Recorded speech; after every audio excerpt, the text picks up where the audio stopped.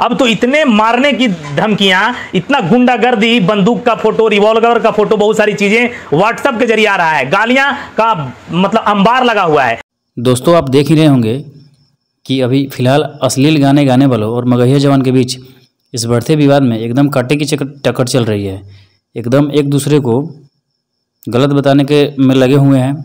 आप गलत हैं तो आप गलत हैं।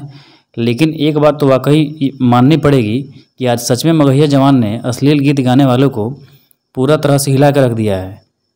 अब अश्लील सिंगरों को अब सच में ये डर सताने लगा है कि अब हम अगर अश्लील गाने गाते हैं तो कहीं हमको भी गालियाँ सुनने को मिल सकती हैं, क्योंकि आप जिस भाषा में अश्लील गाने गाएंगे मगहिया जवान उसी भाषा में उसी ढंग से वो समझा रहे हैं अश्लील गाने गाने वालों को। और इसी वजह से आज मगहिया जवान को जान का खतरा भी बढ़ चुका है। बहुत लोग आज मगहिया जवान को मारने की धमकी भी दे रहे हैं। ये वही लोग होंगे जो अश्लीलता को सपोर्ट करते होंगे।